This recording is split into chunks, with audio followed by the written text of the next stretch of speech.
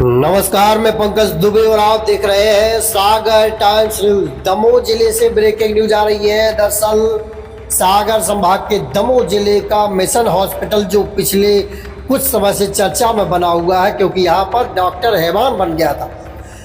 नरेंद्र यादव जो है अपना नाम बदलकर मिशन हॉस्पिटल में जिस तरह से जालसाजी करके इलाज कर रहा था, उसको आज न्यायालय में पेश किया गया था, जहां से उसे जेल भेज दिया गया है। जेल जाते समय भी उसकी अकड़ नहीं गई है। सुनिए जरा क्या कहना है उस फर्जी डॉक्टर का और अधिवक्ता का।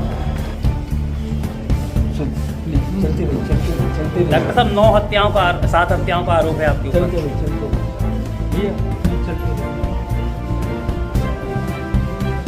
कुछ कहेंगे आप अपनी सफाई में? आपकी चुप्पी ये कह रही है कि आपने कुछ किया है।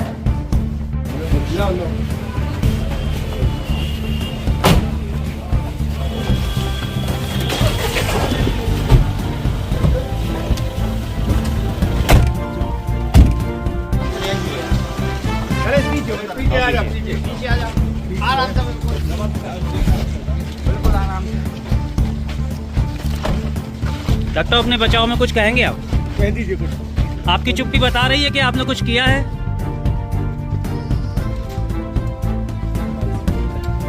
आप अपने बचाव में कुछ कहना चाहेंगे? नहीं, देखिए, दामोह पुलिस और न्यायालय पे भरोसा है। चलो जल्दी तथ्य बाहर आ जाएंगे, निश्चिंत रहिए। जो आपकी डिग्री को लेके कहा जा रहा है, सब कुछ गलत है। सब कुछ एकदम फेयर है, सब कुछ ऑथेंटिक है। आप कोई नेग्लिजेंस नहीं है सर। MRCPU केस कोई नेग्लिजेंस नहीं है। सबको खबर दी गई है, सब कुछ ठीक है।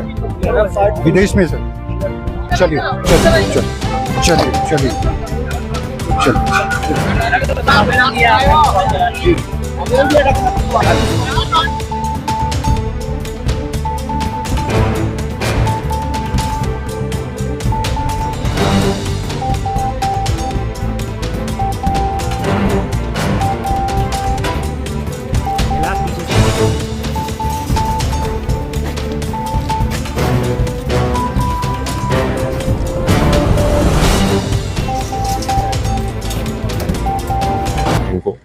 जिनको अब जुडिशियल रिमांड पे दिया, माननीय न्यायालय द्वारा जुडिशियल रिमांड पे भेजा गया है, इनके लिए अब हम जमानत आवेदन पेश करेंगे और सेशंस कोर्ट में।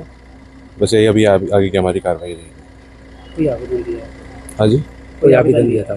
जी हाँ, प्रोफेशनल फीस अदा करने के लिए और उनके भी कुछ पेंडिंग बिल्स हैं, उनके पेमेंट के लिए और मुझे VC से उनसे बातचीत कराए जाने के लिए आवेदन हमने पेश किया है, जिसमें VC से बात कराए जाने के लिए माननीय न्यायालय द्वारा आदेश किया गया है। फीस के संबंध में संबंधित ट्रायल कोर्ट में हम इसको नवीन आवेदन पेश करेंगे। इसके अलावा कुछ और नहीं, और किसी भी तरीके की कोई कमेंट नहीं कर सकते।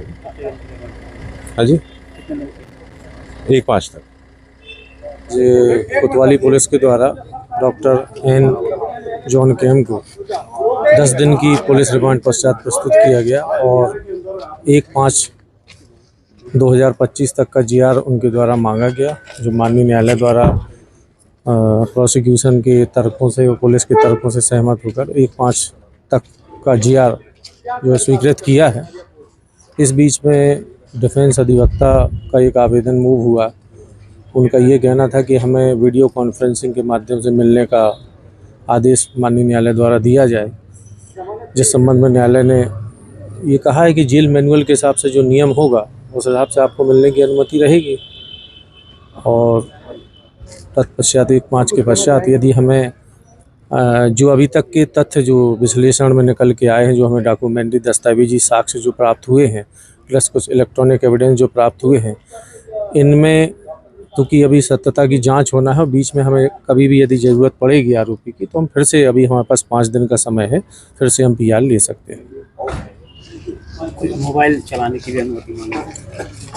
डिफेंस अधिवक्ता का ये कहना था कि हमें जो आरोपी का मोबाइल है, जो उसमें फ़ोन पे या गूगल पे जिस माध्यम से हमें जो है जो हमारी फ़ीस है वो प्रदान की जाए, जिस संबंध में अभियोजन का ये कहना है कि चूँकि मोबाइल जब्त हो चुका है और फॉरेंसिक जांच के लिए गया है, अब उसमें किसी भी प्रकार की छेड़छाड़ हो नहीं सकती है। वैल्यू निकल गई है उसकी, जब्त हो चुका है वो, तो अब उसमें कोई किसी भी प्रकार का कोई भी पेमेंट वगैरह नहीं हो सकता।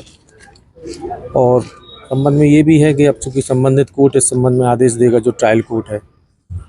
अब फ़ोन जब्त हो गया तो अब तो उसमें से कुछ हो नहीं सकता है।